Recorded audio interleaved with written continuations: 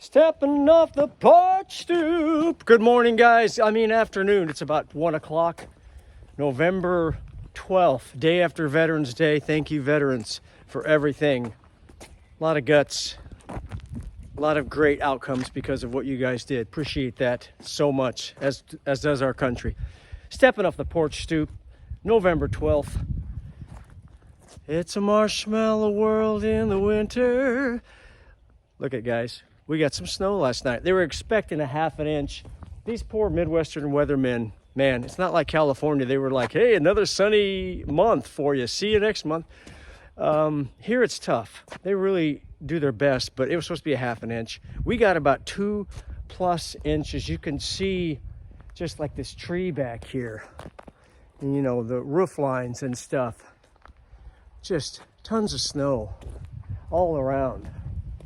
And it's starting to melt off slowly. Got a lot of it piled on branches still. We didn't lose any branches on the property, at least I don't think so. But what I want to show you, and I'm so excited about this, is boom, boom, boom, boom, boom, boom, boom. Check out the raised bed. Yes, it's covered. Remember, start small, think big. Sometimes starting small doesn't just mean a spatial thing. It means money-wise, and we just moved into a 100-year-old fixer-upper, and money's a little bit tight, but we're still pushing forward. I had a couple old pieces of plastic. We are going to get something called greenhouse plastic. It's probably 2 to 3 times the cost of the regular plastic sheeting you can get at the Home Depot or Lowe's or something like that.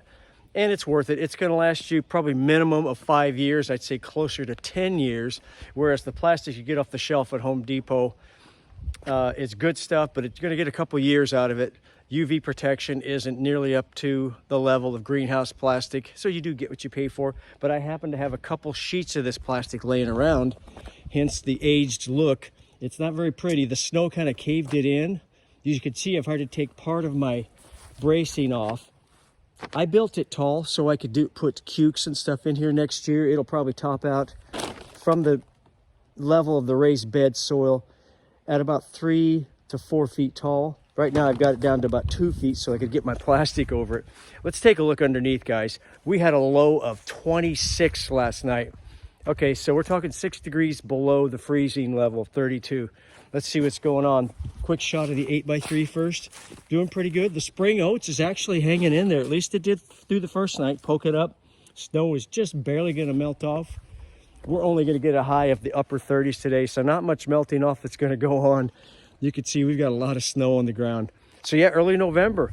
This is the adventure I signed up for when we moved back to 4-season weather from California. Zone 9B into zone 6B. So a full 3 zones down. That's a huge difference, guys, in temperature. Here we go with the unveiling. You saw a little bit of the cover crop. It's hanging in there.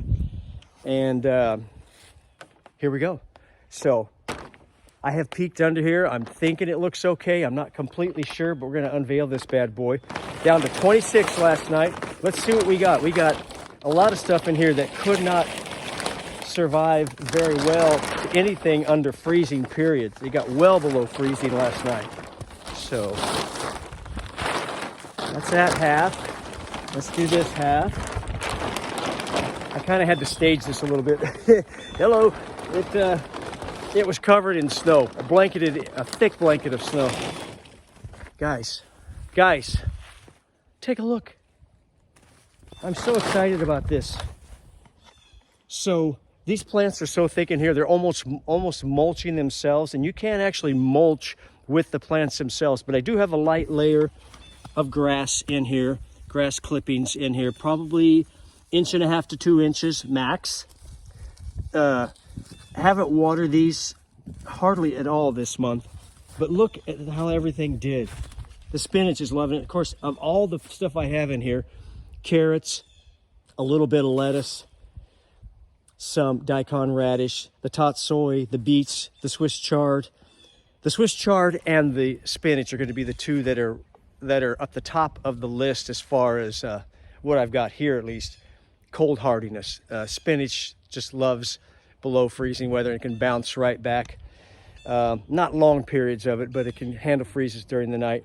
But everything did good. Carrots, really, the tops are what is susceptible to frost damage when it gets down to this. I'd say anywhere around freezing or a little bit below, you could lose your tops. And we're using the tops as a garnish. We add it to soup. It has a ton of vitamin C in it.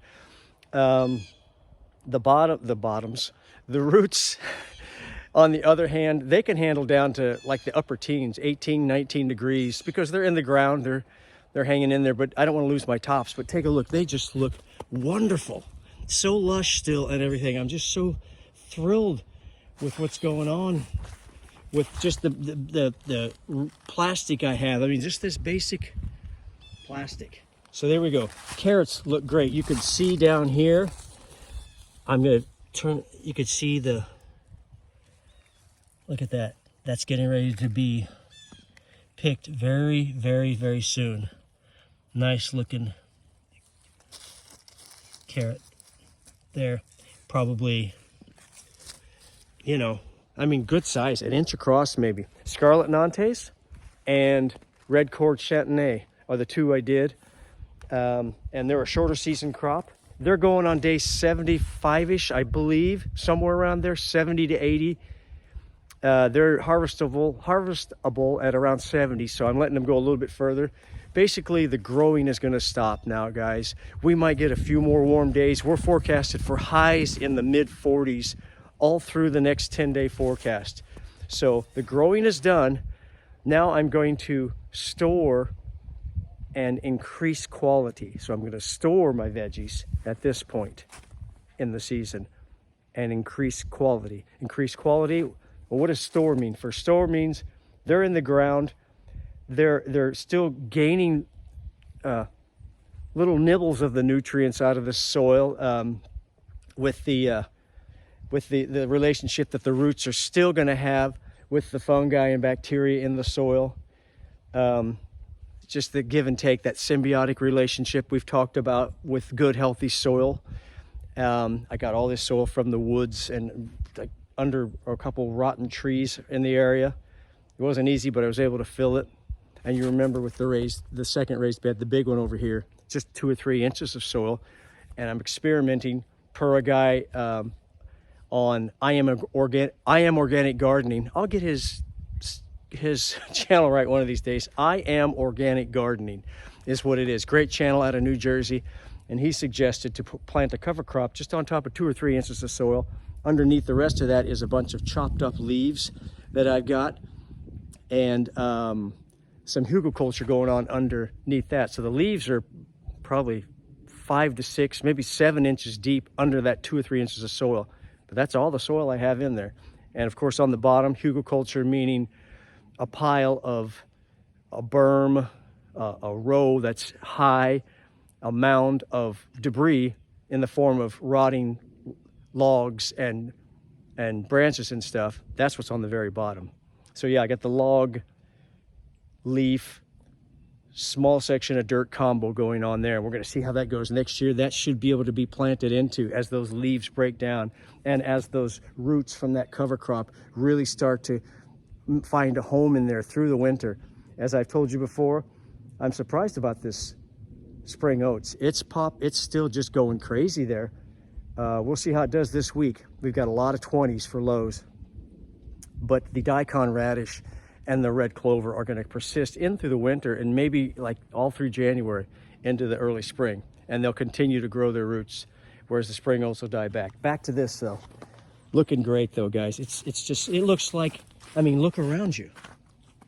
Look around you. It's still right now 38 degrees, and that's as hot as it's going to get today. This snow has barely been able to begin melting, but things are looking really good. I'm going to be picking carrots very soon. As a matter of fact, let's pick a carrot right now. So let's do that. I'm very excited about that. I just was peeking at how far into the video I was. It's like, how long does it take Kevin to pick a carrot, to do something that people can really see what's going on here? So here we are, just cold temperatures, way below freezing by 6 or 7 degrees last night. And we're gonna pick this carrot I was just looking at. Here we go. This is exciting, guys. I've been waiting since mid-September to do this. I'm so happy. This is our first real established bedding, vegetable bed that we've put in since we've been here. As you know, the one over on the north side over yonder, it was a bit of experimental this year because we kind of rushed the veggies in and they really showed it. A lot of spindly growth over there. So here we go. This is a red cord. Get off there. Red cord Chantenay. And I planted these. Good thing I put the date on there. On the 22nd of August. September, October. So yeah, we're coming up on 75-ish days. Somewhere around there. Correct me in the comments if you guys do the math for me. From August 22nd till November 12th. Here we go. Oh my goodness. Look at that. I got to try a bite of this on camera. Look at the top. Now I'll take these tops and I'll chop these up. You can even eat the middle parts fresh. Yeah, they're a little bit funky. Guys, carrots are in a family where some of their cousins in the family that carrots are in are a little questionable and sometimes downright dangerous to eat as far as eating the greenery from them. We won't get into that. At least not right now. Carrots, on the other hand, very high in vitamin C, very edible. Chop them up, boil them, mash them, stick them in a stew. You could cook them with meats and stuff like that. Put them in with your roast as your pot seasonings, along with your rosemary and things like that. You can double for this can double for a component of your pesto if you want to make a carrot top pesto, as opposed to using basil, which is the traditional ingredient for pesto. One of the main ingredients, you can use carrot tops. All right, let's try this. So red cord Chantenay. Oh, it's red cord Chantenay and Danvers half long. I think I need to correct myself. So the other one is Danvers half long. Let's try this thing. I'm very excited about this.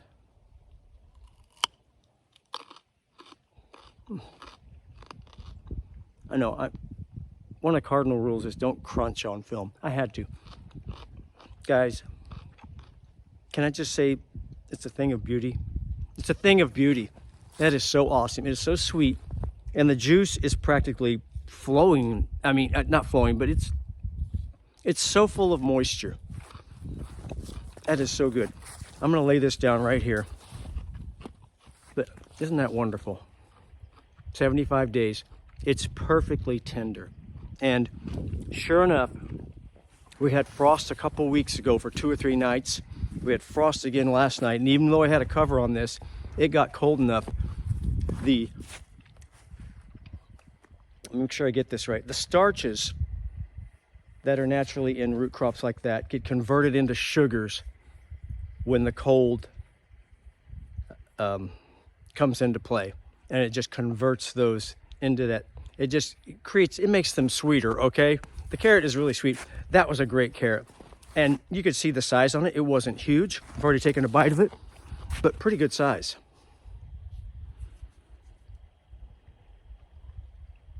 See? Earring. But yeah, I mean, awesome. There we go. Okay, you know I can't. All right, so I'm so excited about that. I couldn't go without taking a bite of that. So spinach is kind of a little behind. I should have planted that earlier. My wife and I were talking. Next year, we're going to do 2 phases of our autumn garden, our fall garden. We're going to start our cabbage and our long season stuff. My cabbage and broccoli are kind of a wash, even in the fall garden over there on the north side. I started them too late. They're about a foot, maybe 13, 14 inches tall. They're just not ready to make heads. And as I said a minute ago, the growing season is pretty much over. Now we're into the preserving and quality building season where the crops are going to get sweeter, like that carrot I just took a bite of, because of the cold. They love the fall time, but I should have planted a little earlier with the long season stuff like cabbage, especially the big cabbages like the premium flat Dutch. That needs 90 plus days. You might as well count on 100 days.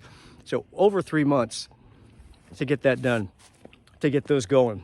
So anyway, things are looking good in here. Look at that, the lettuce even made it, guys. You know, I mean, it's kind of, these are the ones I had to replant because the seed was old the first time. You know, use new seed, especially when you're doing a fall garden, but it doesn't matter. whether you're doing fall or spring garden. Use good seed, and I learned the hard way. I should have not done that. All right, so before we go, goodbye 5x3. What a wonderful illustration to show how we can start small, think big money-wise. That plastic wasn't free. I paid 20 some bucks for it, but I've had it for a couple years, and I faithfully fold it up when I'm done with whatever project I'm using it for and store it in the garage so the sun doesn't break it down and just make it rot. It did great. I'm going to use it through this cold snap, and I'm going to use it through this winter. So you've seen that. Beautiful. Looking good. The carrot tasted amazing. Raised bed, doing good. Even the spring oats popping up saying, I'm not done yet, buddy. Now, we're going to look at the leaf mold. Here we go, guys. I kind of echoed a little bit. I'm on round 2 of leaf mold. I think you know, if you've watched the leaf mold videos, I did a second bin of leaf mold. So let's take a look. I've got it all staged. I had to bring in all the open-ended containers full of leaves into my garage overnight because the snow came. And thank goodness it wasn't a ½ an inch, guys. It was, I'm guessing we got over 2 inches. And so I turned my bags upside down. You can see I turned the bags upside down because, you know, they're open on top. I just tied them loosely because I'm going to reuse those bags. And I'm going to use some actually for leaf mold. The others I'll store for next year. Start small, think big. Be frugal, guys. Don't use broken stuff like broken seeds. I made a mistake there, but reuse your bags. Turned the bags upside down, and sure enough, they got piled high with snow. I'm glad I turned them upside down. All this stuff here. Take a look as I walk backwards through the aisle of fame. So you see all the bags over here, and over here I've got all these containers. Our old storage bins. I believe my wife knows I'm using those. From when we moved, there's a lot of extra. We bought a lot of storage bins. I'm using them for leaves now. Laundry baskets. I mean, look at that. There's a laundry basket full of leaves right there. 20-gallon trash cans. Another storage container, another laundry basket, a couple wheelbarrows, my yard cart, my mower's in the repair shop. It's still not back. I'm just pulling the thing around by hand, full of leaves, smashed down, not crushed yet because I didn't run them over. These I just collected.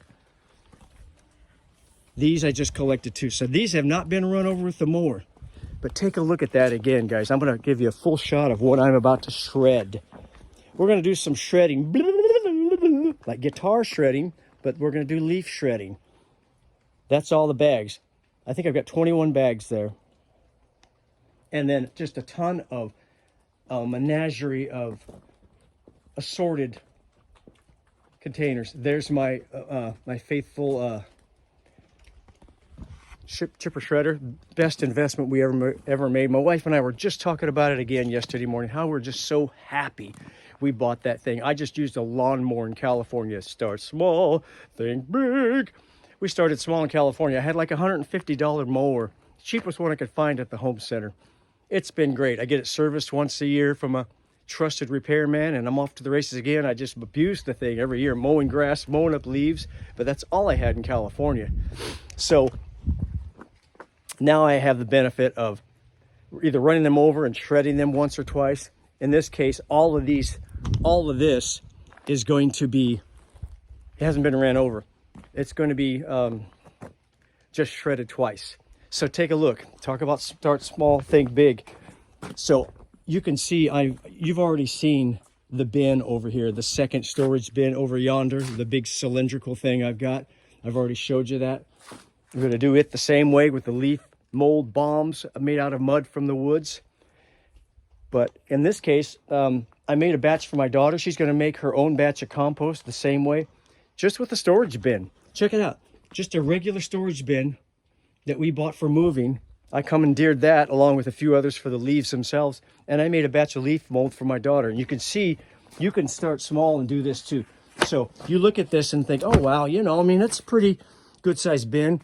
I'm telling you guys, it's like 35 or 40 pounds of just dried leaves. That's how much I shredded them. So you can, I'm going to give you a look at this real quick. So inside, we have the leaves all shredded. This is a lot of maple, but a few others. There's a little bit of walnut, probably less than 5% walnut in here. There's a lot of tulip poplar, but I'd say there's a good 60 to 70% maple from this huge maple tree we have over here by the driveway. And there's 3 leaf balms right there. 1, 2, 3. Okay, that's all I put in this whole one. So as opposed to the big bin where I put like, 12 or 15 leaf balms or leaf mold balms, I just put 3 here. This guy kind of got stuck with. They got put them in there wet. So this is going to my daughter's house. So there we go, guys. Start small. Just kind of do your thing, what you got. That's going to create, you could fill or enrich 3 or 4 good size planters, not raised beds, but planters or whatever with that. That's a lot of leaf mold. So I wanted to give you a tour of the staging I've got going on, so you can kind of see the scope I'm working with. I'm so fortunate to have so many leaves. I'm going to go crazy with leaf mold balm this year, and leaf mold bombs this year. I'm going to make so much. I'm going to give some to my daughter because she's getting into serious gardening for sure. I'm really trying to help her, encourage her, because it's a lot of work to get set up. So tour of the leaf mold, or the leaf operation, shredding operation that is, and a little tour of what you can do when you just use what you've got and you get your raised bed over the hump and you keep preserving the storage that it is now, storage and quality building phase of your raised bed. So the 5x3 was off and running way back in September, August, and it's still cooking, guys, right in through close to Thanksgiving. Thanks for watching. Have a wonderful day. This has been 8 o'clock Tomato Talk. Please subscribe, guys. I'm going to hit 100 subscribers before you know it. And I'm really excited about that. We'll talk to you next time. And we'll do a video very soon of how I built these raised beds. That'll be coming up. Have a good one, guys. 8 o'clock Tomato Talk. See you later.